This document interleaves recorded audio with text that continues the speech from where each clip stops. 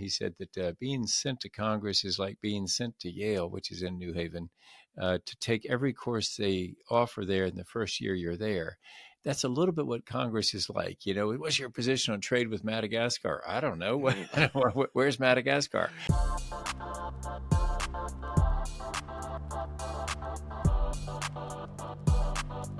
Bob, thank you for logging on today. I know you're across the country, but I really appreciate that you're able to make this work. You were going to be coming into Idaho. I was excited to do it in person, but we'll catch you on the next time. Yeah, well, thanks, Matt, for the opportunity to record remotely. And yeah, I want to come back to Boise. I've had such wonderful times there.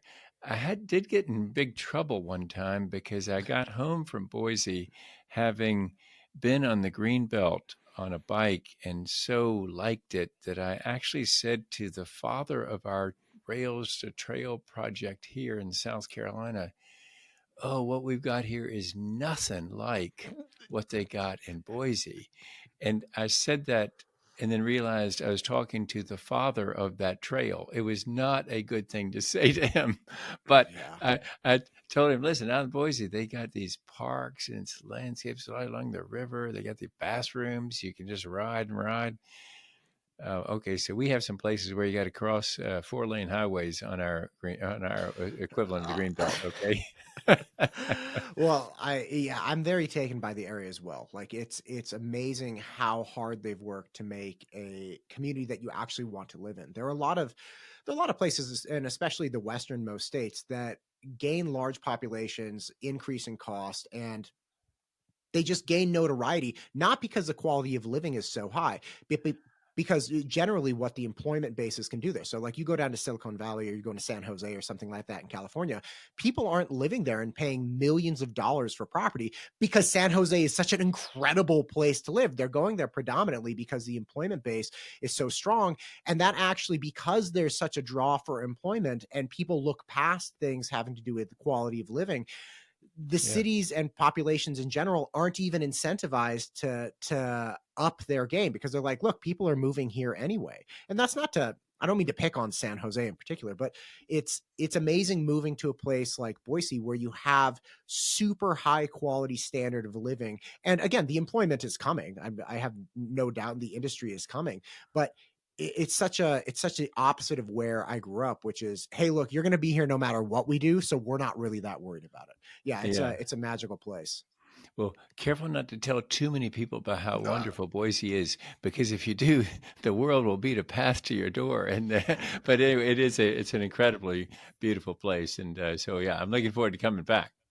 Yeah, it's going to be great. So, if you wouldn't mind, please give a little background into your experience in the political world and then in the nonprofit world, and again, your position as a conservative who's really looking at free market enterprise to solve some of the larger, let's say, not real like conservative talking points. Yeah. I think that's such an incredible thing. So again, a little background, if you wouldn't mind.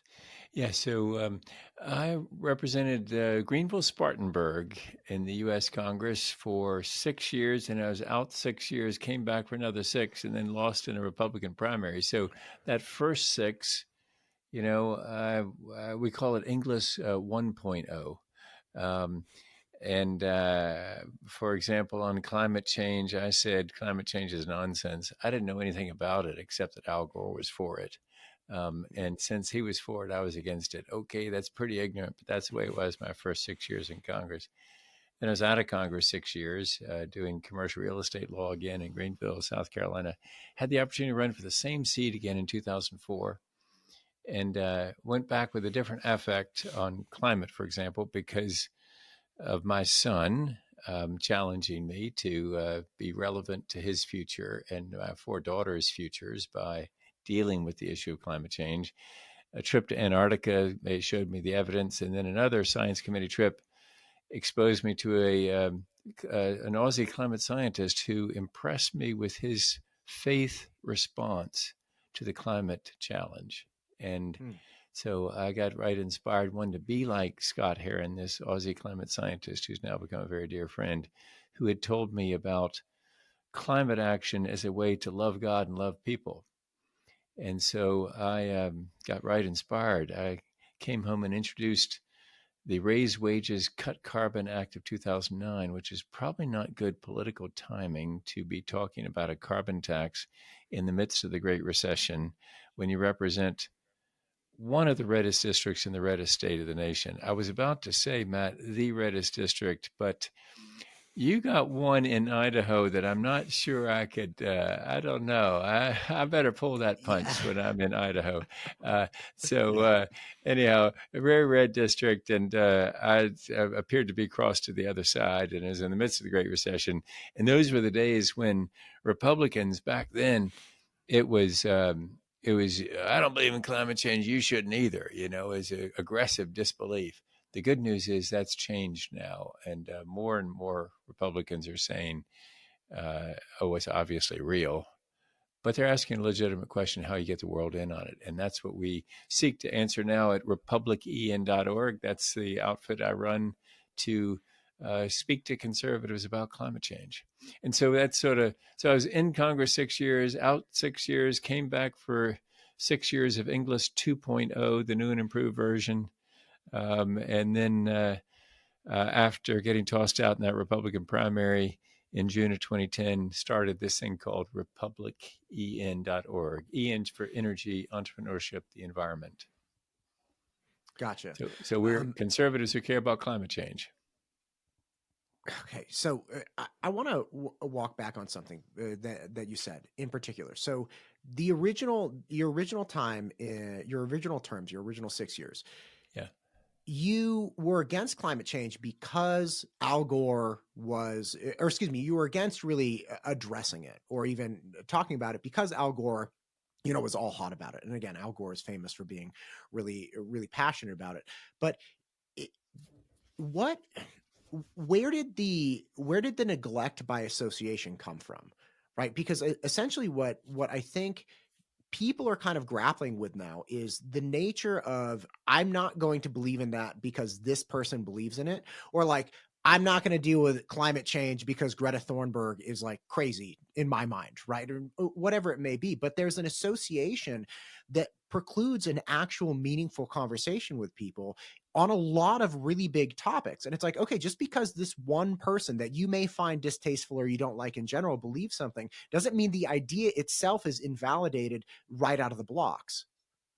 Yes, so true, isn't it? And I guess, for me, it was, it was pretty ignorant, but in a little bit of defense, what I'd say is I had a friend in Congress who used to represent New Haven, Connecticut in the U.S. Congress, and he said that being sent to Congress is like being sent to Yale, which is in New Haven, to take every course they offer there in the first year you're there. That's a little bit what Congress is like. What's your position on trade with Madagascar? I don't know. Where's Madagascar? I mean, so there are all kinds of things that come up that so you sort of take a shorthand on some of them, and I took a shorthand on climate, and it is tribal, and that's where things start going south. Is when you stick just with the tribe and can't help the tribe receive new information. For my observation is that societies that can adapt to change usually listen to their young people and are able to move with the times. Societies that have a hard time with that are ones that reject any new material from any new people and therefore get stuck. And the world moves on past them. And so it's really been sort of a strength of America is its ability to change and to adapt.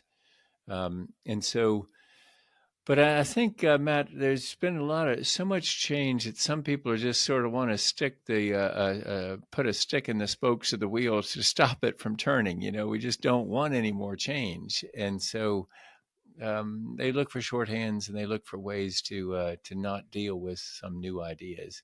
So I was guilty of Right. that certainly in climate change in Inglis 1.0, and it really took the love of my son and seen some evidence, and then the love of my friend Scott Heron in Australia, the Aussie climate scientist, in order for me to break through that.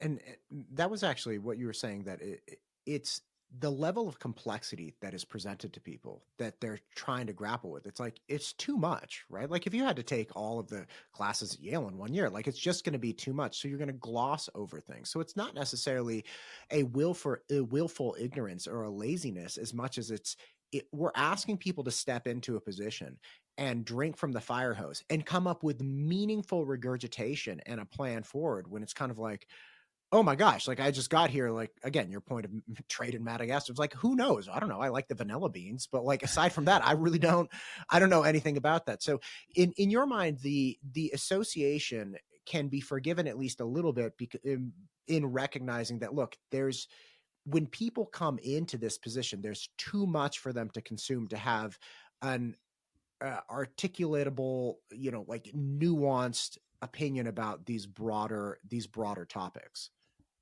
Yeah, and I think we need to encourage people to change.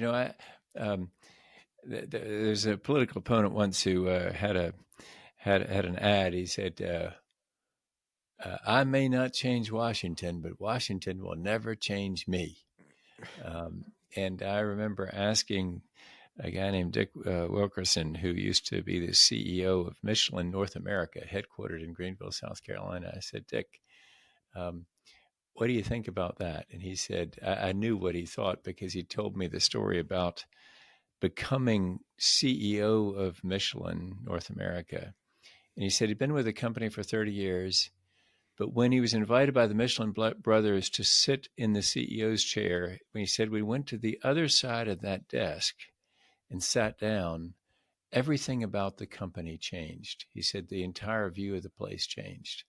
And he said, if you can't see that, if you can't if you can't get a new perspective on something by, for example, being sent to Washington to serve in Congress, then he just dismissed it as preposterous that you wouldn't change. You clearly need to change. But what we need, I think, Matt, is some awareness of it's okay for people to change and to grow. And of course, even in saying those words, I can hear some fellow conservatives groaning, saying, "Oh golly, here he goes with the growing thing. We don't want anybody to grow. We want them to stick with what we sent them there to do." Yeah, you do. You want them to stick to principles, but applying those principles to particular circumstances, you need to be aware of the changing circumstances. And so Right. you need to give a little bit of flexibility there on whether people can, um, if you run for Congress, you might say, I'm going to go there, I'm going to do A, B, C. Well, you get there and you find that A doesn't work, B is blocked, and C is no longer applicable.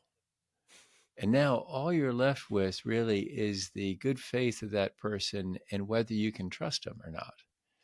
And when they come back to you and say A was blocked, B no longer applied, C was passe, you got to be willing to hear them. Say, well, listen, I had to go with D. And is D okay? I mean, I was being consistent with what we say we believe, but I had to do something a little bit different. And otherwise, it's really sort of ridiculous to think that we'd send somebody and expect them to stick with A, B, and C when those don't even apply anymore. It's sort of Right. stupid, really. Right, right. And then you, of course, you have some number of constituents that are saying, "Look, I elected, let's say, a Republican, or I elected a conservative. You should have stuck with the conservative idea, or you should have stuck with the conservative, talking points." And it's kind of like, look, when you peel it back, perhaps none of that is even relevant, and the education for the actual constituent may come down to, I don't care what was relevant, I wanted you to take this particular action. And at that point you're kind of like, well, I mean, where are we going to go with this? Like, Yeah. I'm telling Well, you right now, I can't just blindly vote for something just along party lines if I know something to be true or not true. yeah. So, for example, in the troubled asset relief program, President Bush's Rescue the Banks, the Tea Party told me definitely, you can't vote for that. And the Tea Party, of course, developed its intensity out of the rejection of all those ideas of saving the banking system. Um, and what they didn't know is over one of those weekends in the midst of that crisis, I was talking with various bankers, not the nation's bank, or I guess Sure. that was still in existence at the time, not Chase, not Morgan Stanley. I was talking to the Bank of Travelers Rest, the bank that here in my hometown that I have an Mm, account with. And people like that were telling me, come Monday morning, Bob, the ATMs might not work, because the banks had so lost faith with each other that they weren't going to honor the transactions even through the ATMs. And so you need to vote for this, even though it's not going to benefit us at all. Is what they, in other words, not going. They weren't getting any money. Bank of Travelers Rest was fine. It wasn't needing any infusion, but they said, please, you got to save the banking system. And so, what do you do then? Do you preserve your political position by being able to say to the Tea Party, "You doggone tootin', I voted against it," and we watched the banking system collapse? Or do you say to them, "Hey, folks, really, you should have been hearing what I was hearing. I needed to vote for that thing."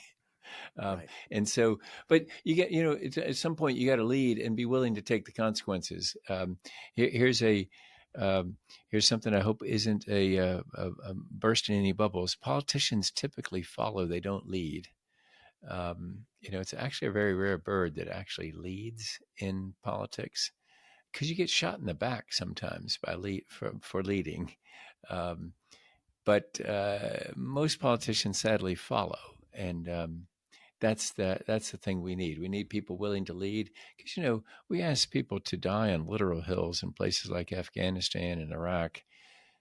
It seems like we could expect a few politicians to die a figurative death on Capitol Hill, don't you think? By showing a little bit of courage and actually leading rather than following, and saying, "Hey, folks, this way. This is the way I think we should go." And rather than just following people where they're already going, and running around out front to lead them there. I think that's what you call a demagogue. Right. Right. And the idea that the idea that it's a foregone conclusion that things will turn out poorly, like it's going to be political suicide, or your career is going to die. It's kind of like, well, that may not be true if you do what you have to do to convey why this is the better point, like persuade the constituents, and not in a malicious manner, but perhaps in an educated manner, where it's kind of like, look, these are our options. And yes, imperfect situation. I don't like any of these, but this is what we have to do if we're actually going to do something of consequence here. And whatever the issue may be. And I do actually very very much recall when the banks stopped lending to each other overnight, and there was an incredible amount of distress and uncertainty. I'd actually just gotten married, and I was in real estate, and I remember trying to figure out, like, okay, Countrywide Bank just went down. It got absorbed by Bank of America. Bear Stearns goes down. I remember seeing those interviews, like, how is this possible? And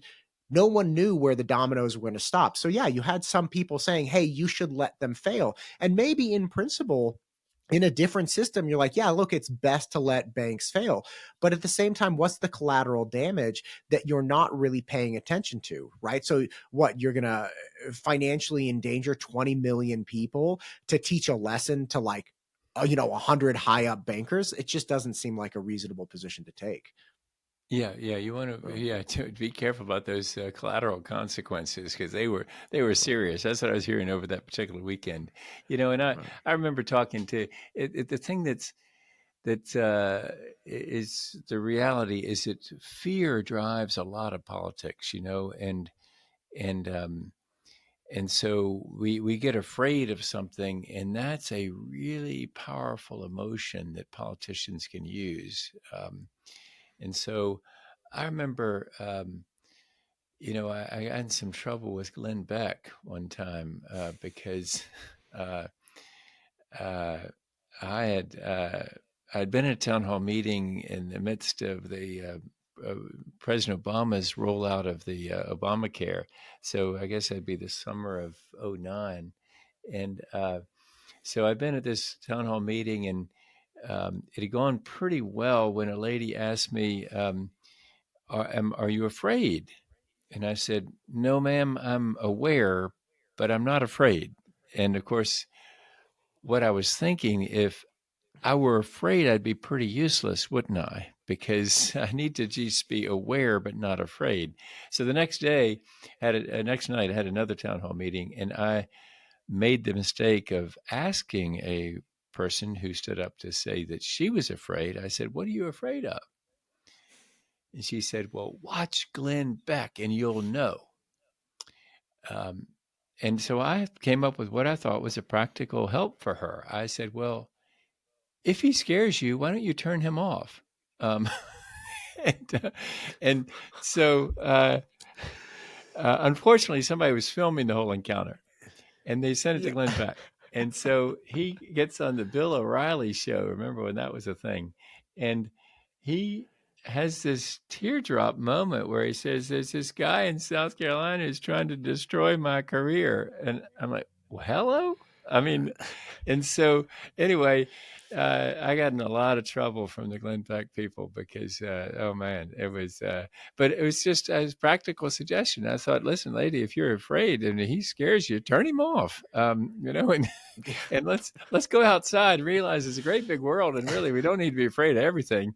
Um, Yeah, and right. The sun is shining. Look, the cars are driving by. We're gonna be okay. yeah, and what's funny about that, Matt, is that we conservatives like to say that it's the left. They're always afraid. They're such scaredy cats. Really? Maybe it's us too. Maybe we're the ones that are afraid of some terrible thing happening. You watch Fox and there's some warehouse fire somewhere off in Alaska somewhere. Oh my gosh, your house. Stay tuned. It may be coming to your house next. No, it's in Alaska. I don't think it's coming to South Carolina, my house. I mean, I just need to sort of chill a little bit and not be quite so fearful and realize that Right. really I got things pretty good in this time and period in American history and in world history and human history. It's really pretty good situation. Yeah, right. We're doing all right.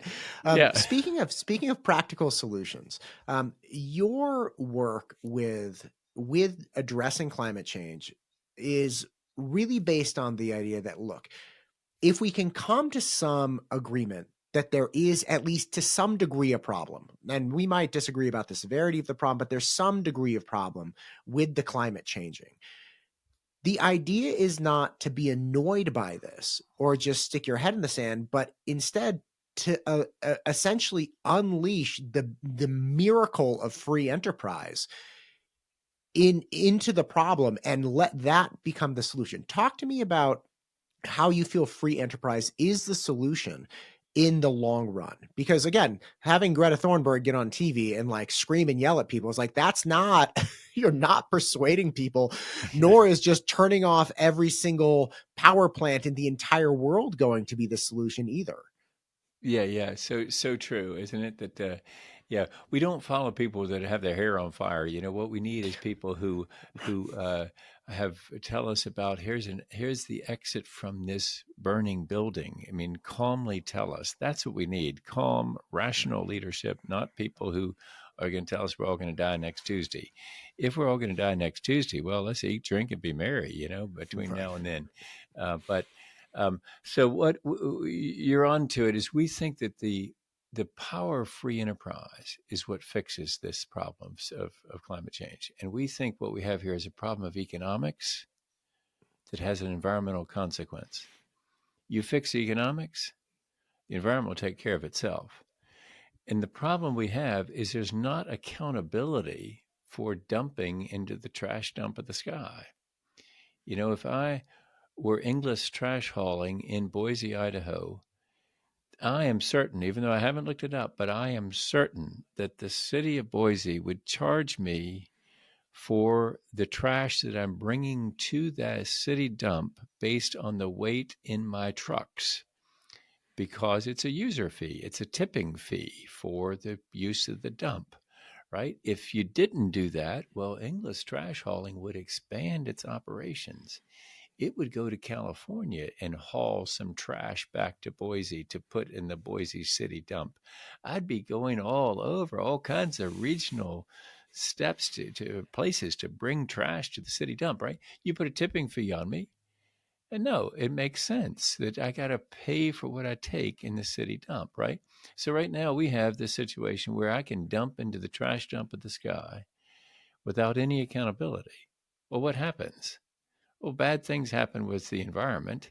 But if you bring accountability to me and charge a tipping fee, a reasonable tipping fee, then it's going to incentivize, it's going to make possible all kinds of innovation that isn't otherwise possible. And so, what we're talking about here, Matt, is three ways to fix climate change. One, you can attempt to regulate emissions. Problem with that is you can't regulate Chinese emissions from here in America. So if you Right. regulate here and they don't regulate there, manufacturers may pick up and move from here to there. When they get there, they emit more than they were emitting here. You just went downhill in solving climate change. You may have Right. cleaned up local air, which is great, good for you, but you haven't solved climate change. Second approach is to incentivize clean energy. We just did that in the Inflation Reduction Act. All kinds of tax incentives for wind and solar and nuclear, thankfully, and hydrogen. But the problem with that is it might not go worldwide because, or probably won't go worldwide because Chinese firms don't pay American taxes. So the American tax credit Right. doesn't mean squat to them. It doesn't affect their economics. So you haven't solved the economic problem of being able to jump into the trash dump of the sky for free.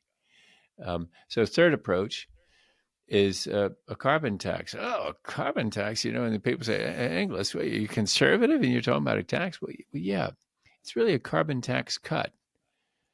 We put on this carbon tax, but we cut taxes somewhere else, equal amount, no growth of government. The tax that I choose is a payroll tax. Somebody in Mm. McDonald's near you working her second or third job right now, she's paying 12.4% tax on that job in payroll taxes. 6.2 that she sees on her check in the FICA box. Right. 6.2 she doesn't see that McDonald's Corporation's paying. 12.4% tax on that second or third job.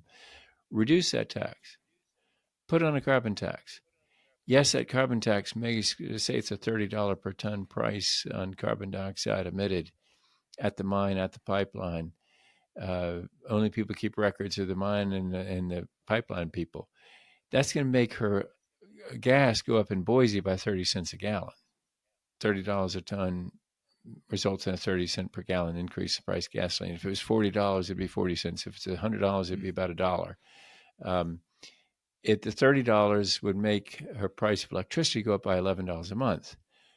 That's hard for her. That $11 a month electricity, the 30 cents a gallon, pretty tough. But we just reduced her payroll taxes.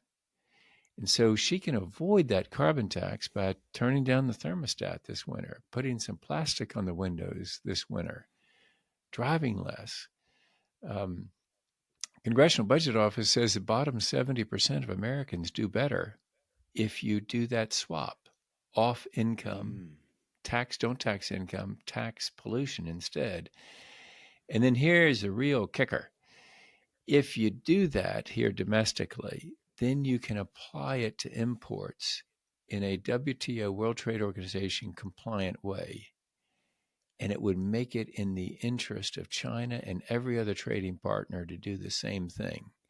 And then you get the world Mm. in on this thing, not by some complex international agreement or bowing and scraping at the UN, but just a bold move by the United States that says we're ready to act on climate.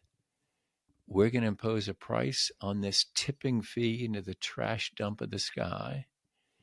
And China, you're going to pay it when you bring your stuff here. Oh, don't like that? Well, then do your own. In which case, your goods would come in here with no what's called a border adjustment.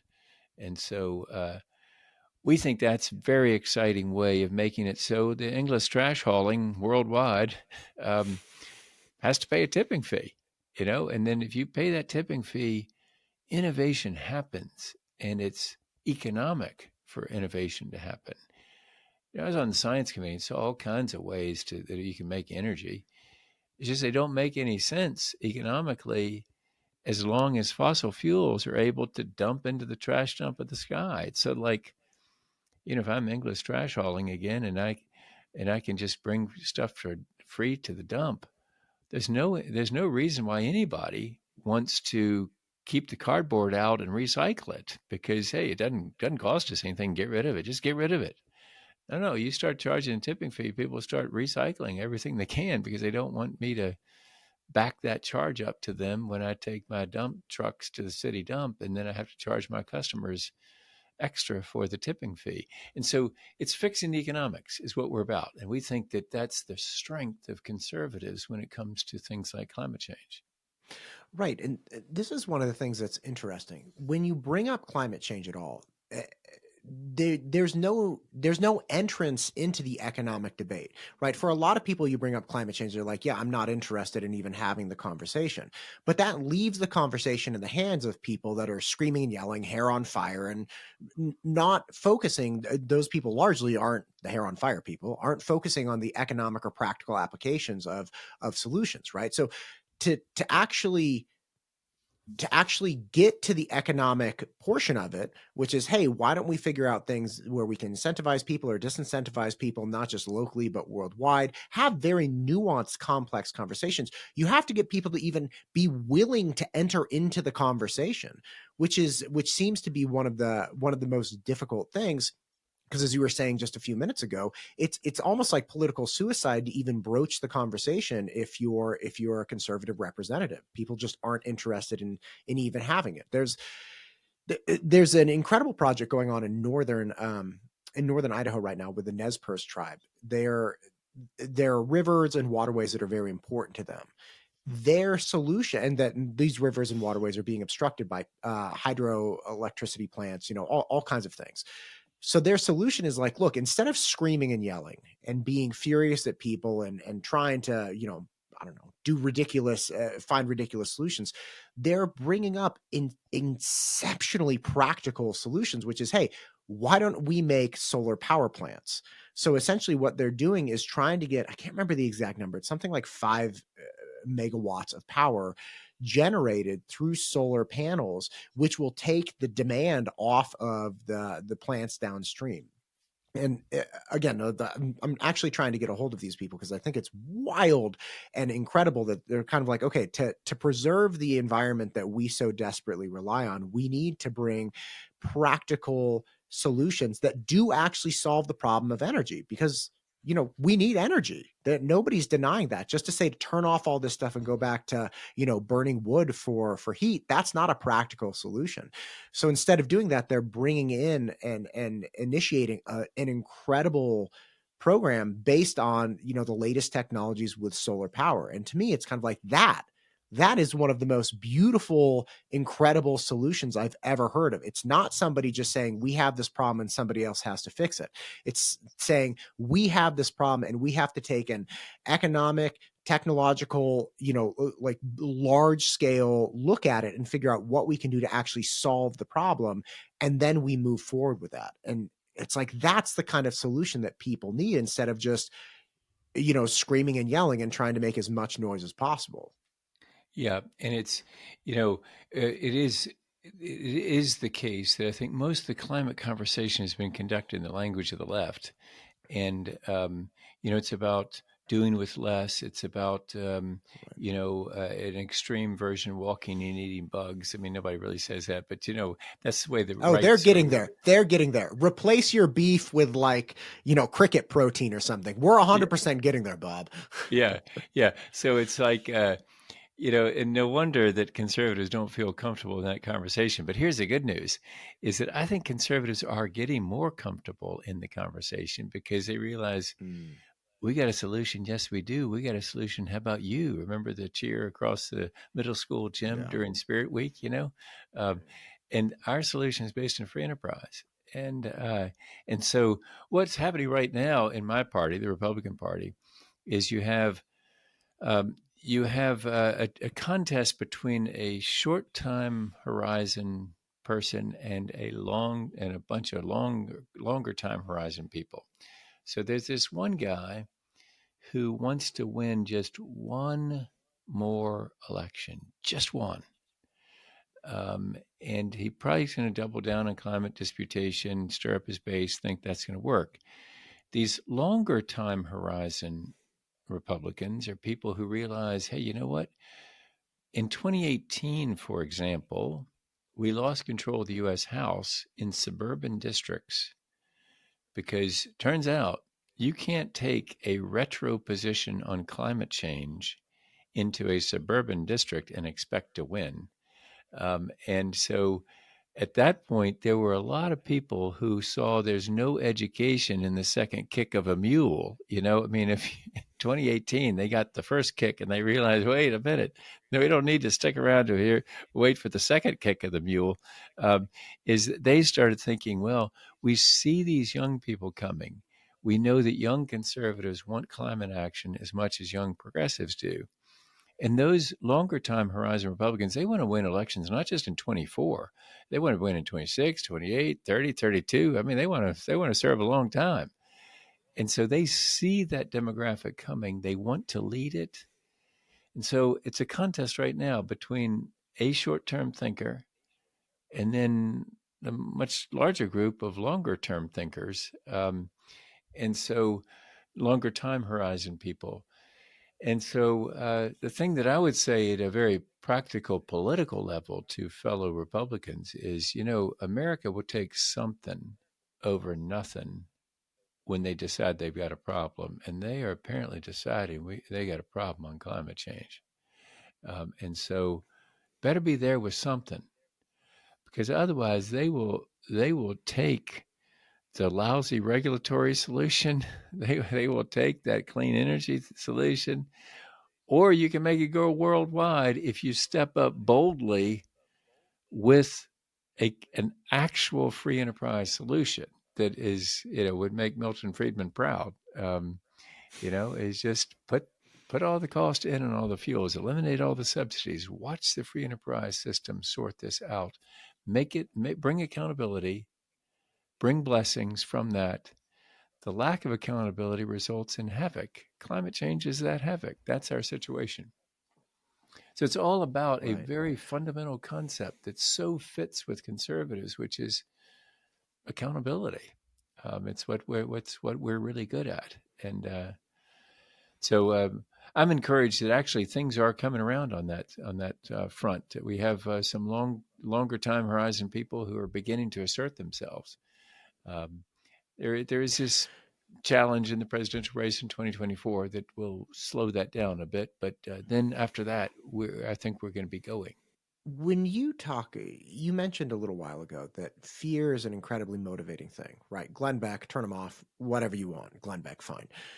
But is there an antidote to the paralysis and anxiety that people feel when they're presented with overwhelming sources of fear and anxiety, right? Because even locally right now we're having a mayoral runoff, and there were 4 candidates, nobody got 51% of the vote, and so the 2 top go into a runoff.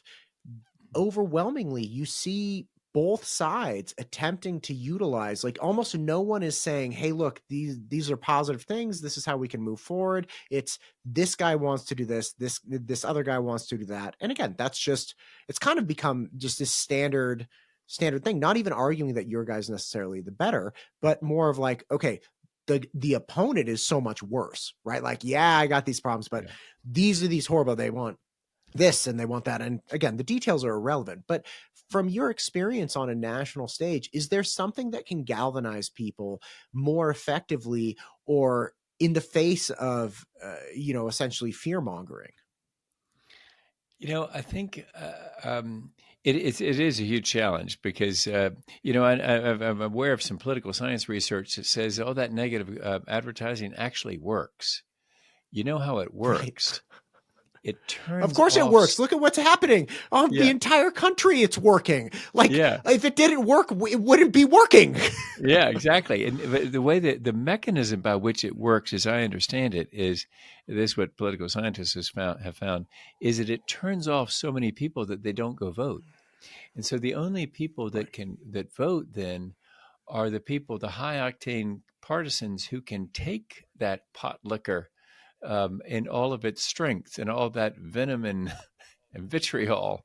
And so you Right. basically drive the election to the extremes and you wait to see who has the most partisan people that are ready to turn out, because everybody else has a pox on both of your houses. You look like both a bunch of Yeah. jerks, I mean, so that's so that's the mechanism by which it works. So we got to figure some way out of that. And when I get discouraged in this business, and it sometimes is discouraging, I go and watch President Kennedy on the moonshot speech.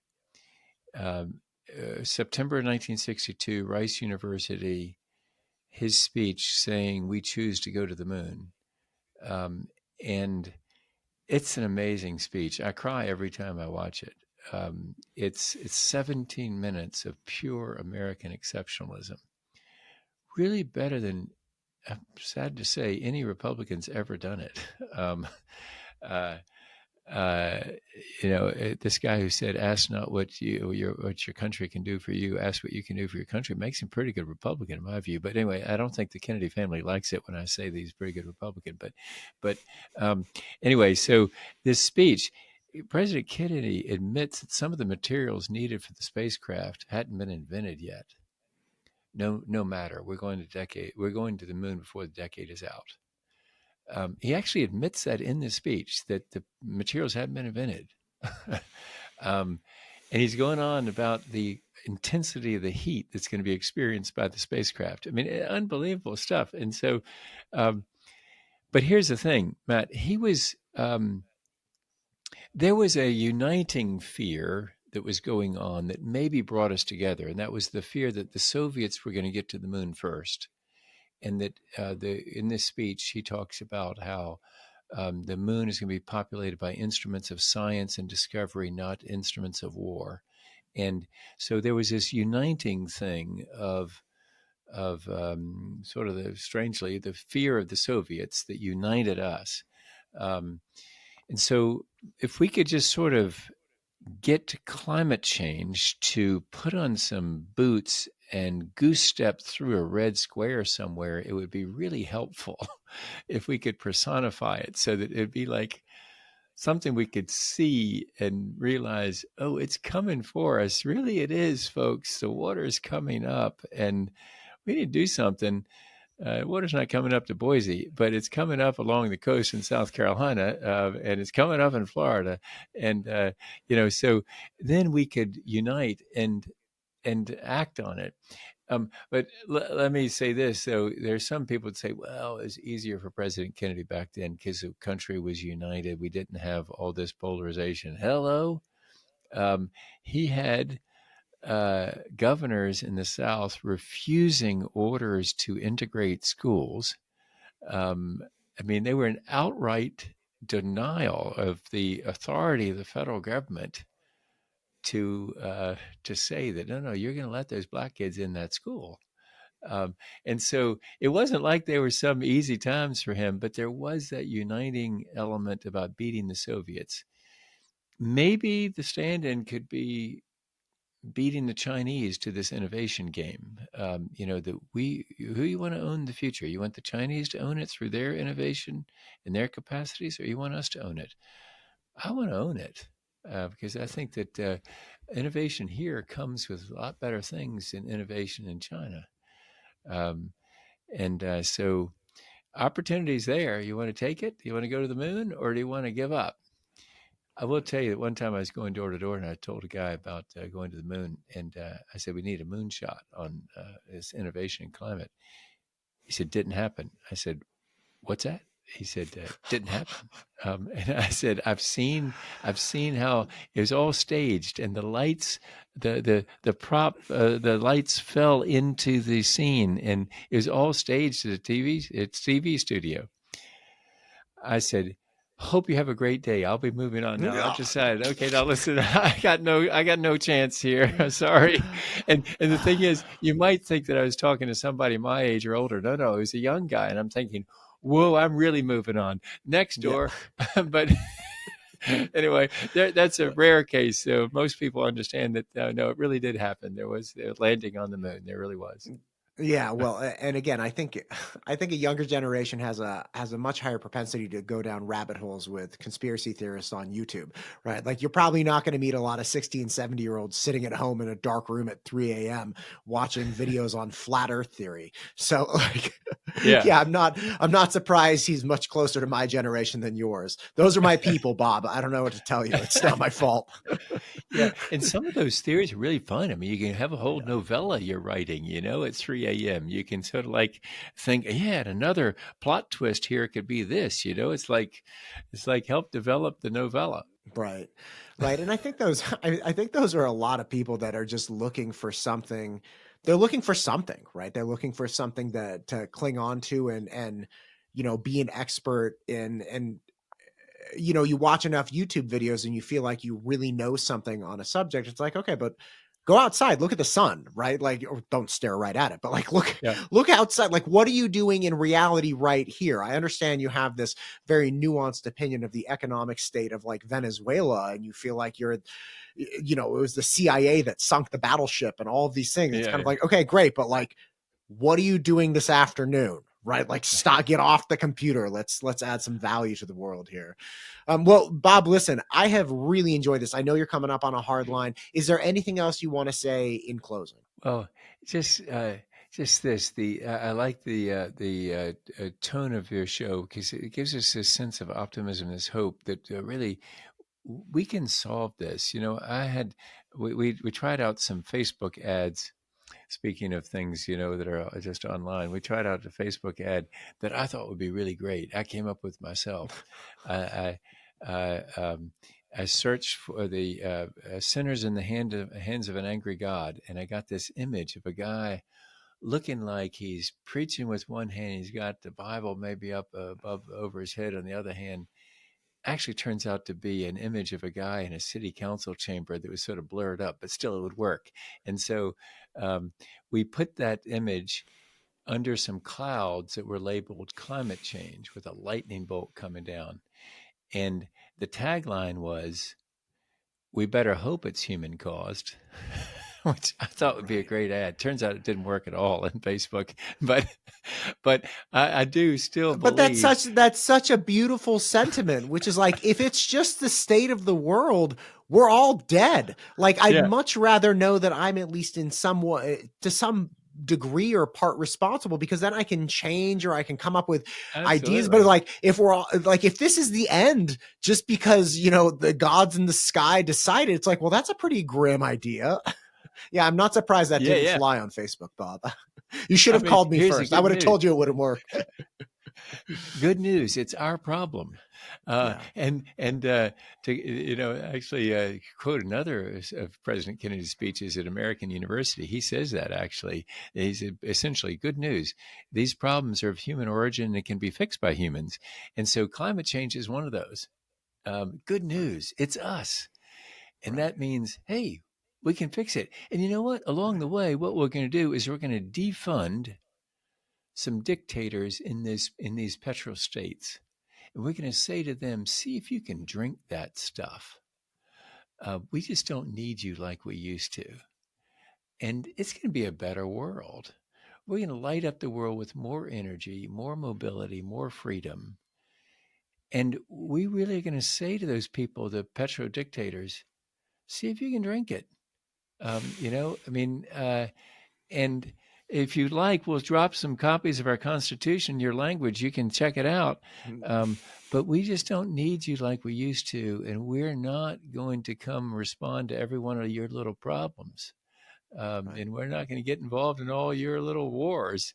Some of them are turning to be big wars. Um, and so it's really great. We got a problem we can solve. Right. In which case, pretty exciting.